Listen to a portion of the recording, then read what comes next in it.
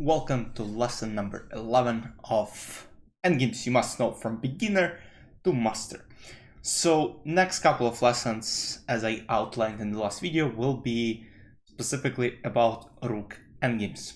And we took a look at some examples in the previous lesson, go check it out. And now we continue with Rook and Pawn versus Rook Endgames.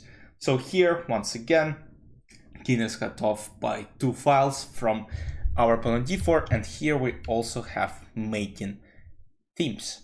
So king goes to c4, we try to bring our queen to c6 and try to give it checkmate on a1. So black go rook c8, king d5, rook d8, king c6, and now the pawn cannot be taken due to rook a1 checkmate. So rook c8, king d7, and now we're ready to push our pawn.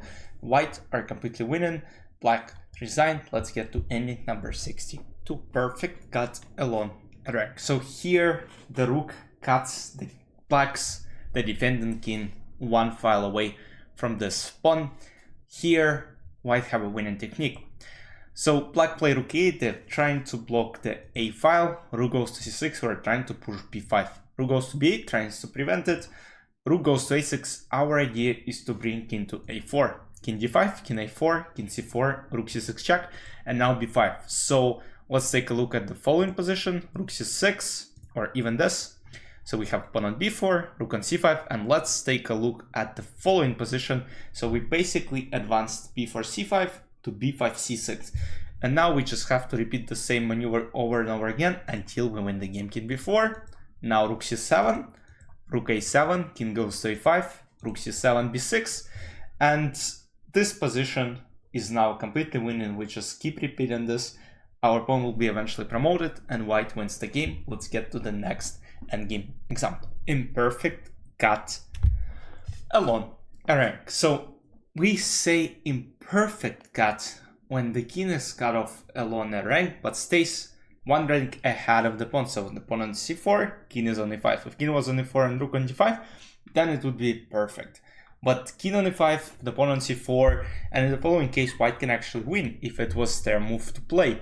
Rook b6, and now they perform this maneuver that we saw in the previous example. Rook d6, king b5, rook b6, then c6, we just repeat the same maneuver. But the starting position, black go rook b8. Now the b6 square is locked. Rook goes to g6, rook b7. We cut the king off from white, c5, king d5. No progress can be made. It is a draw. We eventually will reach probably Theodore position. No progress can be made. It is a draw. Let's get to ending 64. Parent cut along a rank. So in the previous examples, we saw the pawn on c4, the pawn on b4, and black couldn't really switch to the long side and go checks. But in the following case, the pawn is on e file, and the same probably could work with d file as well. Here black can use this side checks. Rook c5, rook d8, cutting the king off, rook d5, rook e8, king d4, king f4, rook f5, king g4, and now there is no further progress that can be made. White either has to allow king f4 or suffer from this long side checks. It is a draw.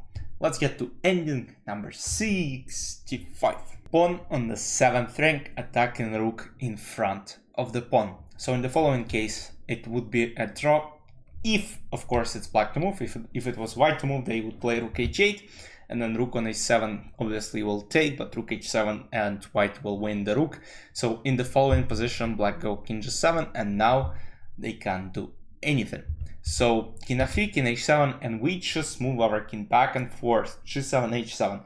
This rook, if it ever goes, let's say, from a8, will take the pawn, and if this king will try to help, king d5, king c6, king b6, we just start checking from behind, king a6, rook a1, king h7, and we just continue doing the same thing until we reach, let's say, 50 move rule. Let's get to the ending number 66. The pawn on the 6th rank, the so-called Vancouver defense. So the question here is, where do we go? The pawn is on the 6th rank. Can we go king e7?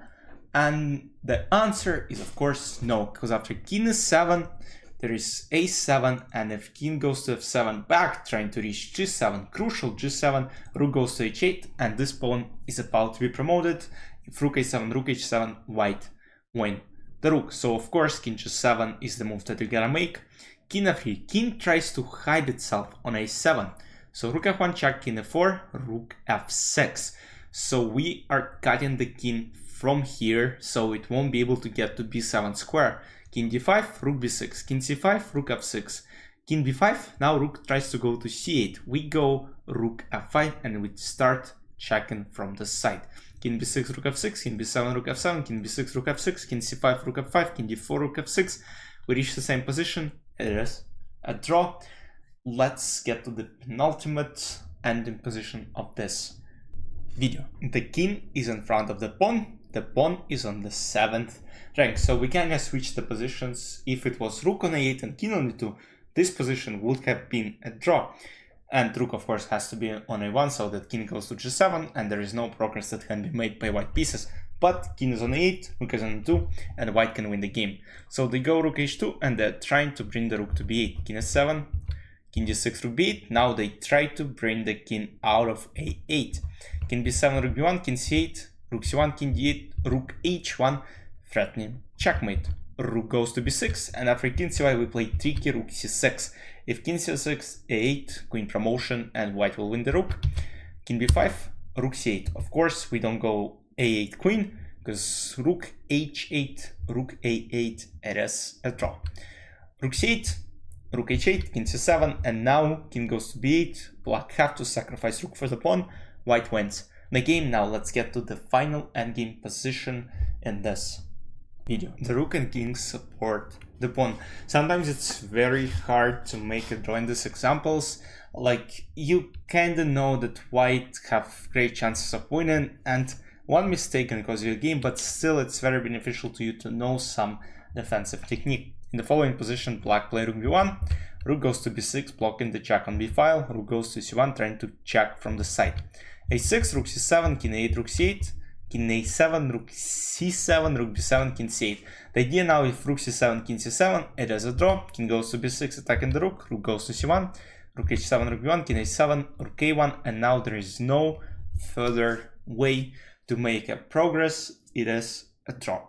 Hope you guys enjoyed. In the next two lessons, we'll be taking a look at rook and two pawns versus rook endgames. Those are tricky as well.